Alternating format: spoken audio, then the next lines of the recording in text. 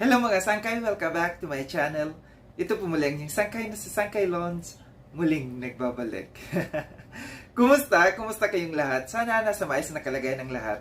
Mapa dito sa Pilipinas or sa mga nasa ibang bansa, dobling ingat tayo, no? So mega love shoutout sa inyong lahat. Sa Team Sangkay Original, Team Sangkay Sponsors, Team Kalingap, Kuya Val at Edna, Kalingap Rob, sa lahat ng aking mga followers, supporters, and subscribers, sa mga lolos, lolas, FWs, and PWDs, mega love shoutout sa inyong lahat. And of course, I love you all. Ayan. Ngayong araw na ito mga sangkay, meron akong napanood na video. Ito'y patungkol sa magkakapatid, no? Na viral sila sa ngayon. So, meron akong ipapanood sa inyong video clips. Then, after natin na mapanood, magbibigay ako ng opinion patungkol dito sa video na ito. So, tara mga sangkay, panoorin natin.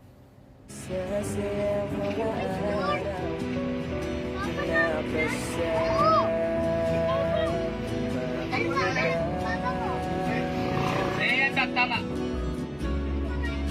Paglalambing at ulit mo na hindi nababasawa.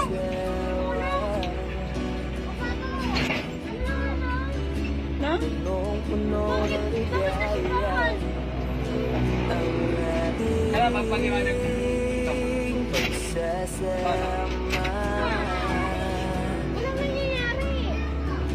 na parang wala.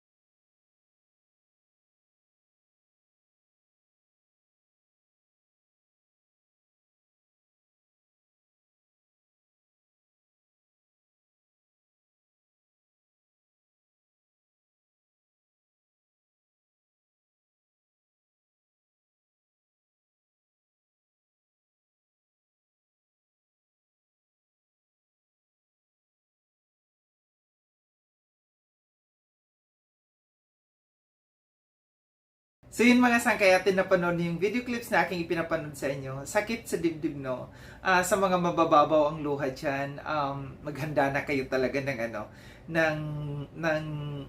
pamunas ng inyong luha, no? Kahit ako mismo, kanina nung unang napanood ko ito, sakit sa dibdib panoorin. Yung mga bata na walang muwang, na walang kaalam-alam kung ano ang nangyayari. Nung nandudong pa lang sila sa sasakyan, no? Ang daming tanong ng mga bata nung nakita nila yung tarpaulin na yung nandoon yung picture nila ng papa nila, tapos yung pangalan. Parang hindi sila makapaniwala. Bakit daw? Bakit nandoon ang papa nila? At bakit nasa simbahan? Ang medyo may isip na yung panganay, no? Para bang maraming questions sa kanya. Anong nangyayari?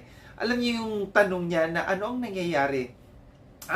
Para bagang ang sakit sa dibdib, no, na ipaliwanag sa mga bata ito kung ano nga ba ang nangyari, no.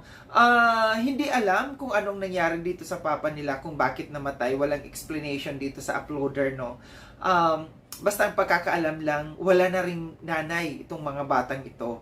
So, sa ngayon, ang mga bata parang totally orphan na sila. At as in, wala na silang nanay, wala nang tatay.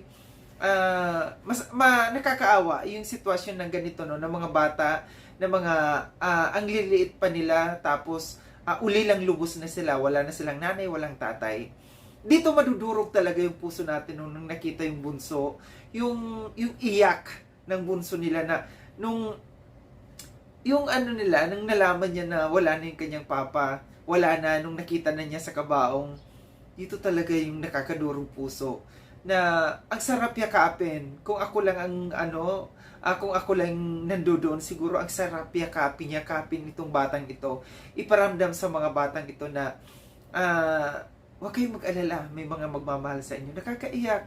Mabuti no, na nandiyan yung kanilang tita, may mga kamag-anak sila na sana, para sa akin, no, condolence dito sa buong pamilyang to, sa nangyari dito, at sa mga bata. Sana, no, yung mga bata, maaruga ito ng kanilang mga kamag-anak, no, na kailangan nila ng gabay. Gabay ng total, wala na silang nanay, wala nang tatay. Ang mag-aano talaga dito yung mga kamag-anak. Yung tita nila na nandiyan na yumayakap, at saka yung lalaki, no, siguro ito yung mga tita ng mga batang to. Sana hindi sila pabayaan, no. Mababaw ang luha ko pagdating sa ganito, no, na lalong-lalo na yung ganitong sitwasyon sa mga bata, lalo na pagka mga bata, kasi parang na-feel ko kasi na ako, bata pa lang, wala nang nanay, walang tatay, pero dahil nga sa nagsumikap ako na sabi ko kailangan may matapos ako.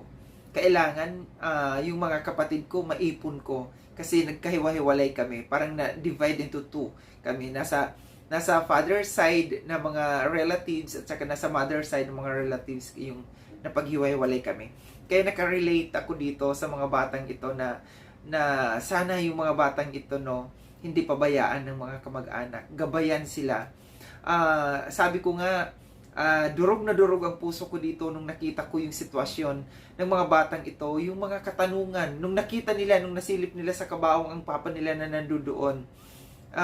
Doon talaga na maraming, makikita mo sa facial expression ng panganay nila, no, na may tanong siya kung bakit, anong nangyayari.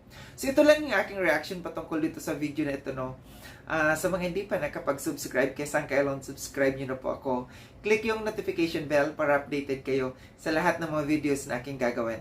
Like and share itong video na ito, mga Sangkay. Kita-kits tayo ulit sa susunod na video na aking gagawin. Ingat kayo sa ang dako ng mundo bang kayo naroroon. Paalam na, mga Sangkay. Paalam.